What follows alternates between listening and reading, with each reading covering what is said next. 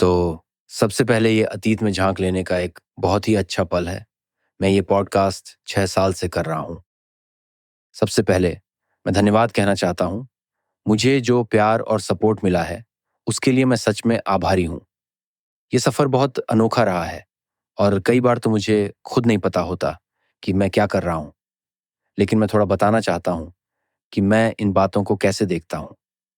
हर बातचीत अलग होती है, इसलिए मैं कोई एक तरीका नहीं अपना सकता। लेकिन यहाँ ये बताना फ़ायदेमंद हो सकता है कि मैं दुनिया के नेताओं से बातचीत कैसे करता हूँ। मैं उम्मीद करता हूँ कि आगे और भी ऐसी बातचीत हों और हर बार मैं पहले से बेहतर करूँ। मैं इतिहास को बहुत पढ़ता हूँ और इतिहासकारों के नज़रिए की सराहना करता हूँ। उदाहरण के लिए मैं विलियम शायर को पसंद करता हूँ, जिन्होंने हिटलर पर कई किताबें लिखी हैं, जिनमें the rise and fall of the third reach भी शामिल है। वह खुद वहाँ मौजूद थे, उस दौर को जिया और जितना संभव हो सकता था उतना निष्पक्ष रूप से इसे कवर किया।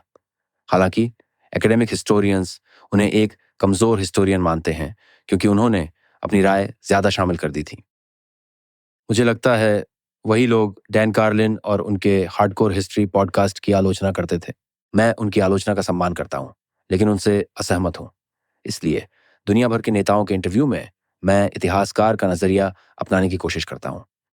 मुझे लगता है कि सच और सार्वजनिक बातचीत के क्षेत्र में एक पल और अनंत के बीच एक स्पेक्ट्रम होता है। गुस्से से भरी भीड़ और क्लिकबेट मीडिया हमेशा उन्हीं ट्रेंडिंग मुद्दों पर फोकस करते हैं जो उस वक्त वायरल हो रहे होते हैं। लेकिन जब ये हंगामा खत्म होता है तो इनमें से ज़्यादातर बातें भुला दी जाती हैं। कुछ सच्चे विचार हमेशा जिंदा रहेंगे और यही वो हैं जिन्हें इतिहासकार पकड़ने की कोशिश करेंगे। अब ये कहना जितना आसान है, करना उतना ही मुश्किल है। ये सिर्फ सही आदर्शों और उन्हें निभाने की ईमानदारी की बात नहीं है, बल्कि असल में बात करने की सही कला भी ज़रूरी है, जिसमें मुझे अब भी लगता है कि मैं अच्छा नहीं हूँ, लेकिन इसे एक काम के रूप में देखता हूँ। आपको शेड्यूलिंग का भी ध्यान रखना होता है और माहौल ऐसा बनाना होता है जो कि इस तरह की बातचीत के मुताबिक हो। ये सच में बहुत मुश्किल है, खासकर पॉलिटिकल और बिजनेस लीडर्स के साथ।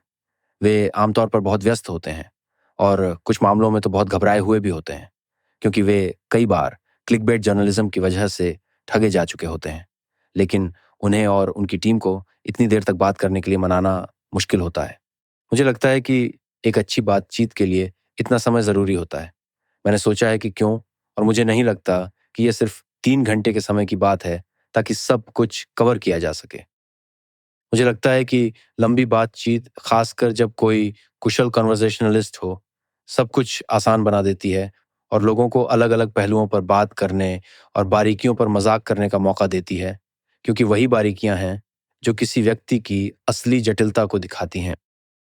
खैर, जैसा मैंने कहा, मैं दुनिया भर के ज़्यादा से ज़्यादा नेताओं से हर बार बेहतर ढंग से बात करने की कोशिश कर रहा हूँ।